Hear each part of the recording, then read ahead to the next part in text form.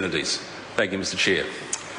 Call Gareth Hughes. Kia ora, Mr Chair. Ngā mihi nui kia koutou kia ora. It's good to take a call on the estimates debate when it comes to energy.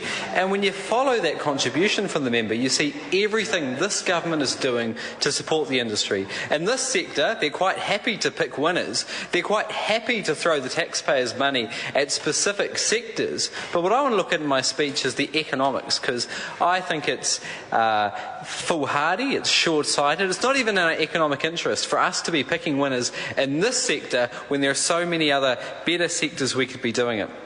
You know, we heard today from the Minister of Energy in his sort of seal impersonation, but maybe more what my son's comprehension. He sounded like the Count off Sesame Street with his the ghost of Muldoon. But the Minister can't even count, because the numbers when it comes to the economics of oil just don't stack up. This government is putting offshore oil companies first, the New Zealand environment and the New Zealand taxpayer second. But disappointingly for the government, their whole strategy is in tatters at the moment. We've had Anadarko pull out of the South Island.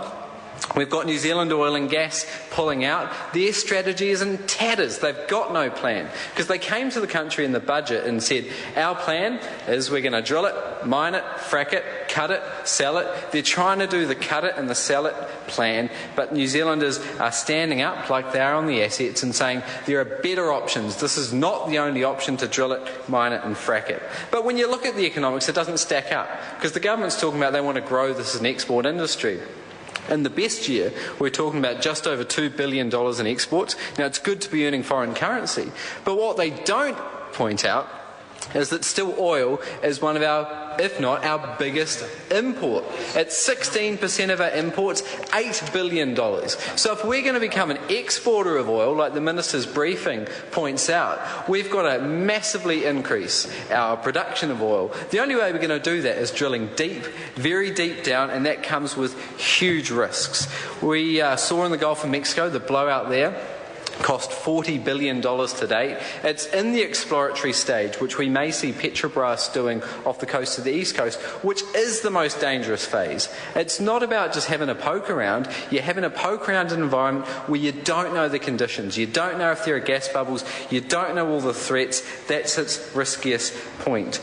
And what we know is the government is quite prepared to risk our environment, our clean green brand worth over $20 billion, our aquaculture, our fisheries, our tourism industry. So we know Kiwis are going to be facing 100% of the environmental risks. But when you look at the income side of the ledger sheet, it doesn't stack up, because the Minister himself concedes we've got the 4th lowest royalty plus tax rate in the world, selling ourselves as cheap almost as any other country on the planet.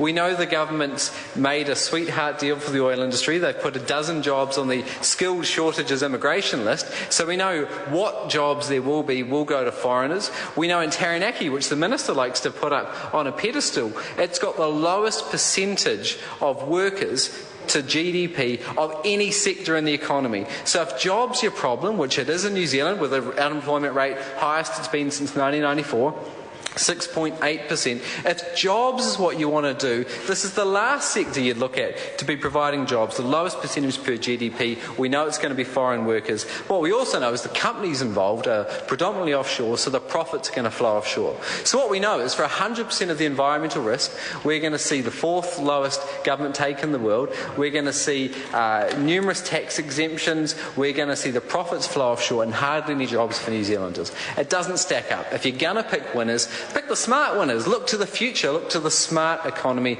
And this is where the government could be going with its energy plan. We didn't have to scrap the biofuel subsidy. The government didn't have to scrap the solar hot water grant scheme. In fact, what we could be doing is providing a level playing field so renewables, clean energy could actually compete, because the government's quite happy to throw tens of millions of dollars in subsidies through seismic surveys, free emissions trading scheme credits, so the taxpayer picks up the bill to subsidise the sector. But if you're going to pick winners, why would you pick this sector when all the economics don't stack up? The smart money internationally, in fact the vast bulk of international investment, according to Bloomberg, is going into clean energy, not fossil fuels. This is the 21st century economy, not the 19th century economy. economy. Mr. Chair, what we can do is invest in our assets. We can use them to export, because what we know is this government's quite happy to pay for solar plants in Tokelau, wind turbines in Antarctica. We've got all sorts of deals around the world. We've got Meridian exporting, but none for New Zealand, Mr. Chair. The Honourable Phil Heatley. Mr. Chair, I would like to take the time